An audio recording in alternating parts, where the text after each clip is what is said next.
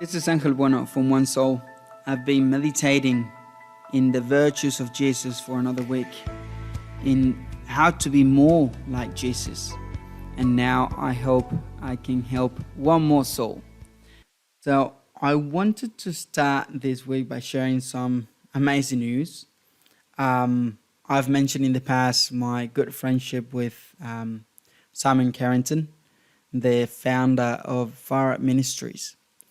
And I really value the work that he does in his ministry, pulling people away from pornography, bringing the value of marriage back into society, into families, helping people to love their spouses better in a more beautiful way, and all based on the theology of the body. So I value his work so much. And the other day, he had a conversation with Radio Maria, which is a radio station that has been around the world for many, many years. Actually, I remember my grandfather used to listen to it in Spain. And about 3 years ago, it started here in Australia. It is not very big because it started just at the beginning of COVID, as I found out today. But bit by bit, it's growing. So they have an app, they have a website, they have radio station. It doesn't use the FM frequencies, use the AMs. Anyway, Simon was having a chat with them and decided to mention this podcast and say, that sounds good. So anyway, this is the long story to say that soon, by the grace of God and my beautiful friend Simon, and as an instrument of our Lord, the podcast One Soul will be aired in Radio Maria in Australia. Anyway, so that's beautiful news. And now going back a little bit on the topic, I wanted to clear one aspect from last week. So when we talk about the cardinal virtues and the cardinal sins, so for the sins, the church uses the word cardinal and the word capital in the same way. So we have the 7 capital sins that are also named the 7 cardinal sins. But for virtues, the church uses the word cardinal for prudence, temperance, fortitude, and justice, but uses the word capital for the virtues that oppose the capital sins. So that is the way I used it in my previous episode. However, from now on, I'll refer to the virtues that we're going through at the moment as the capital virtues, in case you want to Google them or find more information about them. You find them, because if you put cardinal virtues, you'll go to the virtues we're going to be talking about after we finish this set, because they're the ones that St. Thomas Aquinas said, that the ones that have to do with the mind and the character, the ones that we need to build ourselves as a human being, and of course as to be like Jesus. But now the ones that are more common, more needed in society, of course, all of them are necessary, but this one I find them very important, because we can see in our society how pride is in the taste of everybody. Wrath, how people feel entitled and angry. Envy, people want what they don't have. Sloth, like the law, as we used to call when I was little. One of my teachers used to call this one sloth the law of the little effort. That is what we have in society, wanting everything but not doing anything. And then greed, that is the one we'll be chatting about today. Gluttony and lust. And man, we know how lust is today. From every single way we get it. And so hard to control many times. Like the devil knows that as soon as you put one foot into lust, he has already won. You've already committed a mortal sin. But I don't want to get there. So greed. What is greed? So greed is avaricia. It's in Spanish. Is that desire. And that's a problem with certain sins. That is what has to do with the desire. What has to do with the mind. You don't need to do anything to commit that. You just need to think. You just need to will it. You know? So the greed is that wanting everything. To be stingy. To be selfish. So, and that is the main thing. To be attached. So that's why when we talk about greed, how we battle it with generosity, which is so beautiful. It's funny enough, when we look at the opposed virtue to greed, it actually appears charity. And it's about, wait, charity is a theological virtue. How come it's also the opposed to greed? But actually makes a lot of sense, because when we go to church and we want to give charity, they're asking us to be generous, to give something that we've got. So that charity in that sense is what battles greed. And it's something that we need to be very aware, because it's very simple these days to just not want to let go of things. Like, for example, I've learned about generosity a lot. I've mentioned this many times in many different circumstances. I've learned a lot from my wife, but I've learned generosity for real from her. I always thought that I was a generous man until I met her. I found out that, man, I was very attached to everything that I had, and I would not let it go. And for somebody that, man, I've always had everything I've wanted. I'm the last one of 5. My parents, even though they were tough on me, that's the same time as my wife always said, I've always been very spoiled. I didn't know until I met her. But also, like, with the money that I had, I was not willing to give it or to donate it to good causes. Or I was happy just putting a couple coins on Sunday during Mass. Or in Spain when I went to Mass, because in Spain they pass the basket, the collection basket every day.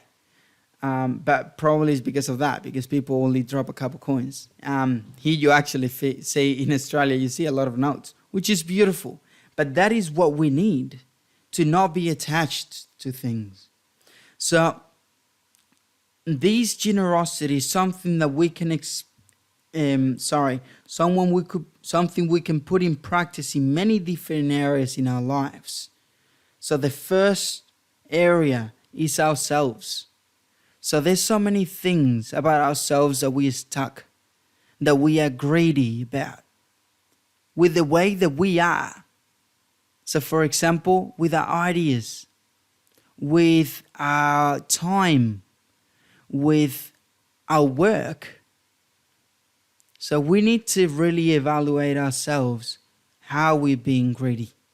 So for example, for me, before I met my wife, it was very much with my time.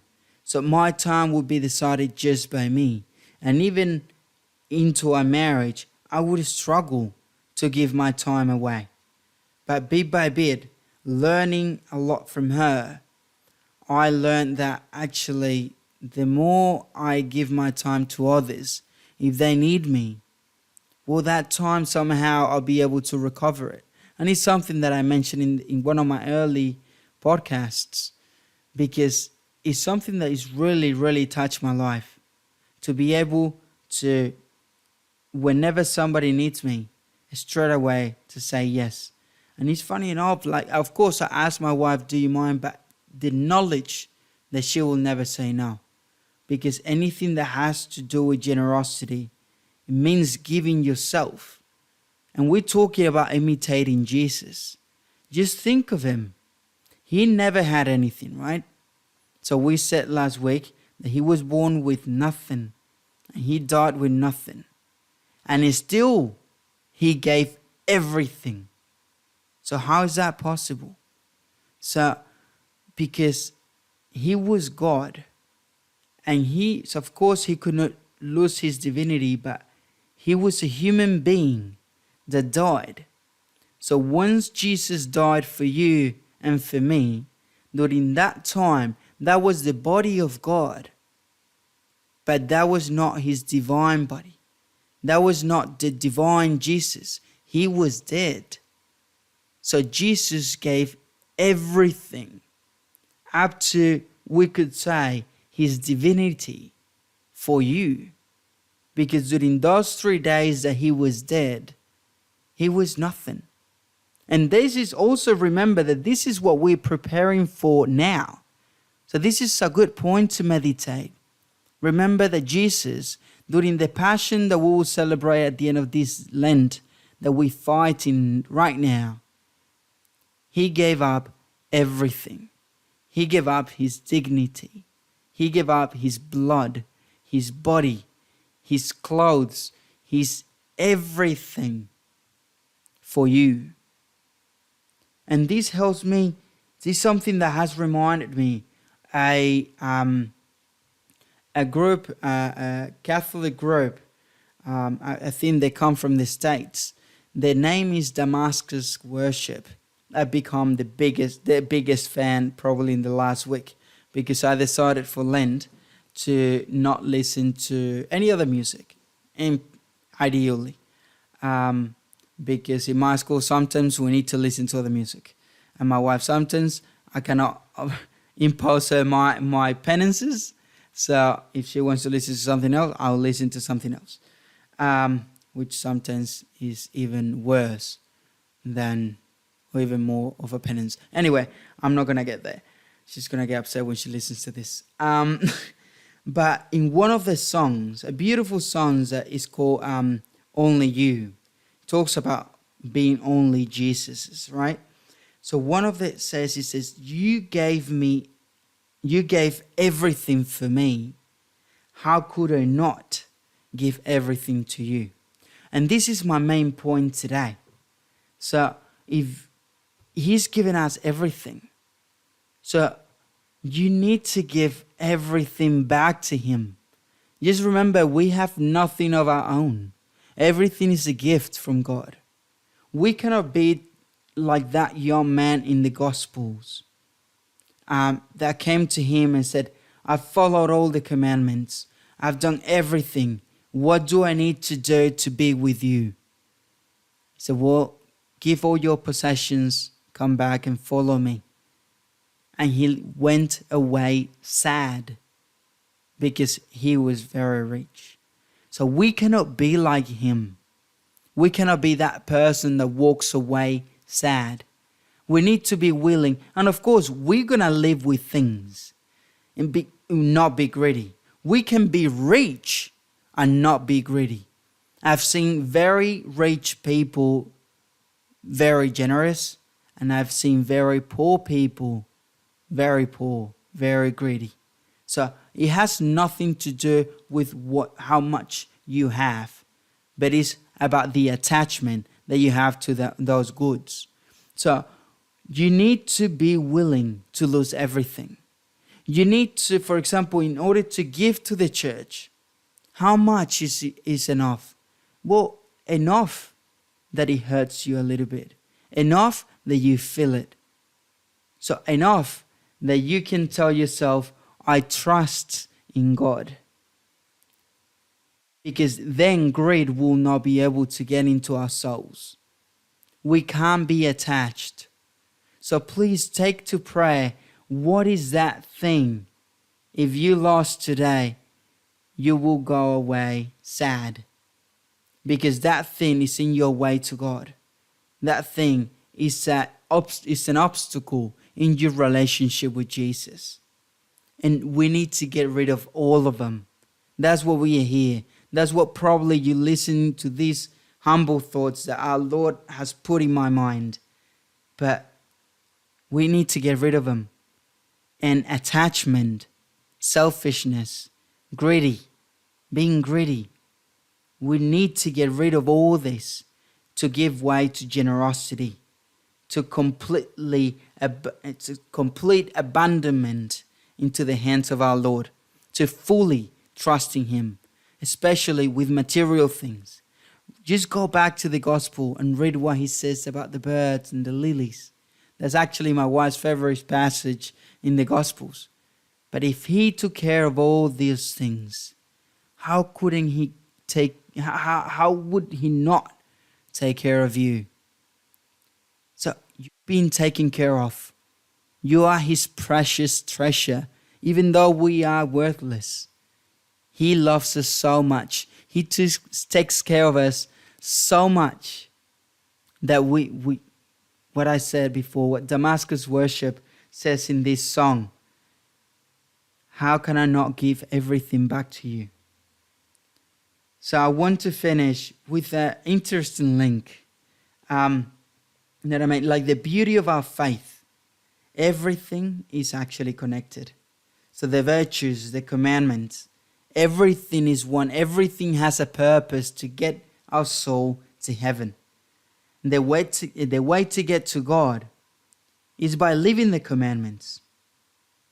And the only way to live them is by living these virtues we're talking about, by living a virtuous life. And we obtain virtues by repeating good actions. So then one more time, we reach the need for actions to attain sanctity. This is perfect. This is beautiful. And this week we need to work in our generosity, in being detached, to really, really live all those things that we really want and give them to our Lord, one way or another. So a good way, that the way I started, if you contribute with the church, increase it a little bit. Whichever organization you want, but increase it a little bit. So if it is with your time that you're a little bit attached, call up somebody and give that time away. If it is with what, we could give 1,000 examples, but we'll stop here. But just, you know yourself. Sit yourself in front of our Lord and tell him, what do you want from me today? And be like the holy curie of ours that we mentioned the other day. You can send me whatever you want, but please grant me the conversion of my people. For the same, we should be able to tell our Lord, Lord, take anything away and I'll be faithful to you. Because I love you. Because you gave everything to me. So how would I not give everything back to you? This is Angel Bueno from One Soul. It's been a pleasure talking to you today, and I look forward to seeing you next week.